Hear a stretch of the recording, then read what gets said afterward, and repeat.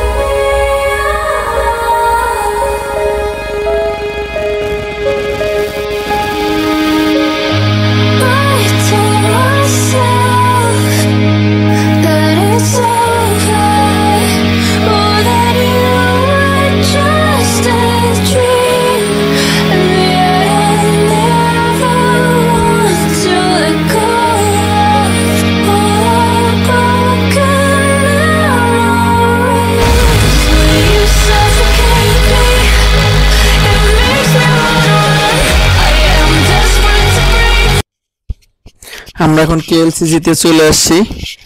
এখন মেট্রো থেকে নেমে এখন আমরা পেট্রোনাস টুয়েন টাওয়ার দিকে যাব। এখানে এক পাগল শুয়ে আছে। পাগল বা ফকির এদেশে তেমন একটা দেখা যায় না, হুটহাট। এই যে আমি মনে হয় 4 দিনের মধ্যে আজকেই দেখলাম প্রথম। যাই হোক, এখন আমার গুগলে যাইতে হবে, গুগলে দেখাবে কোথাতে কোথায় যাব।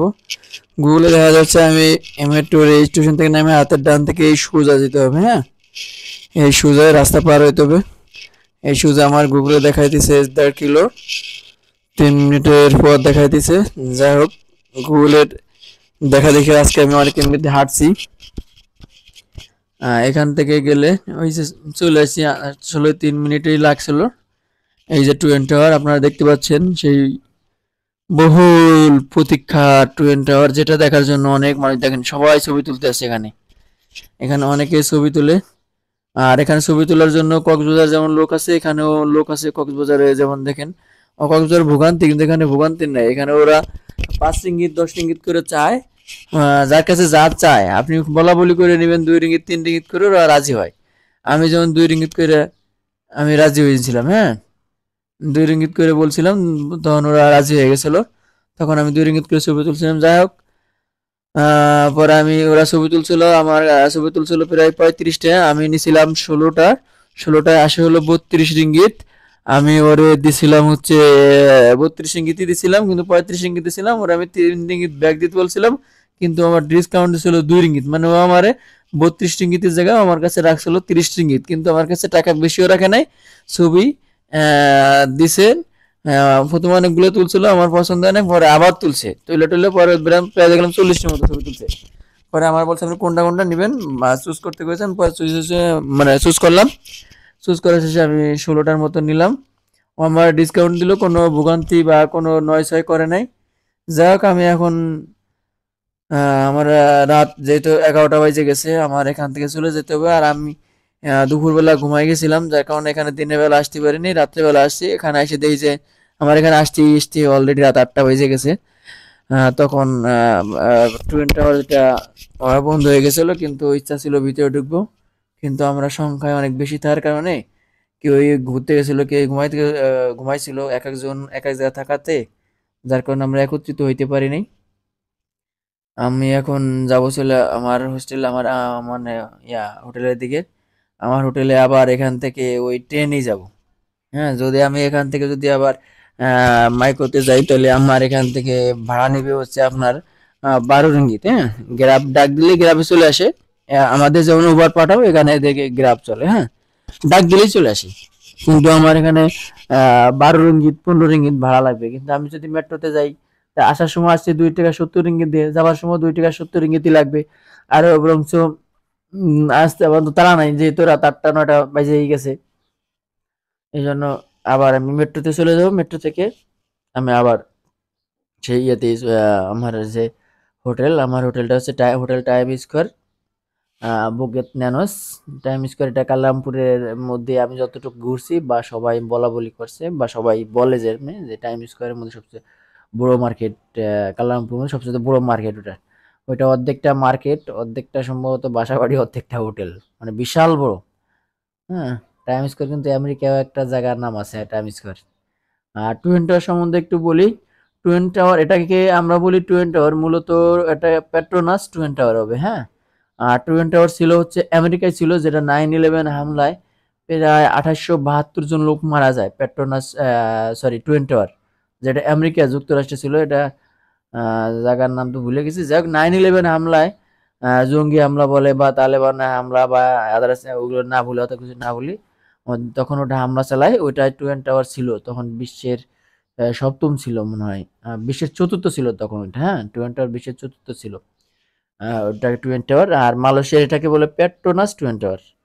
আর ওইটা জঙ্গি হামলা চালাইছিল 9/11-এ।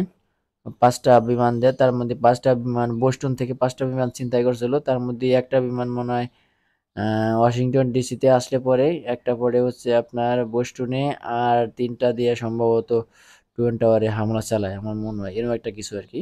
আমারটা ততটা জানি না, কিন্তু মনে আছে প্রায় 3,000 লোকের মতো মারা যায়, 2976 জন লোক মারা যায়। তার মধ্যে বাংলাদেশেও 10 জন ছিল ওই টুয়েন টাওয়ার যেদিন হামলা চালায় যুক্তরাষ্ট্রে। যাই হোক, ওই আমরা এটা ছিল আমরা, আর এটা হচ্ছে মালয়েশিয়ার পেট্রোনাস টুয়েন টাওয়ার। আর এটা দেখতে অনেক মানুষ আসে, বা এটার লোগো অনেক জায়গায় দেখবেন, বা মালয়েশিয়ার কোনো মালয়েশিয়ার কথা আসলেই দেখবেন প্রথমে আসে হচ্ছে আপনার এই পেট্রোনাস টুয়েন টাওয়ার, মানে টুয়েন টাওয়ারের কথা। বা যদি কেউ মালয়েশিয়া ঘুরতে যায় দেখবেন যে সে টুয়েন টাওয়ার একবার আসবেই।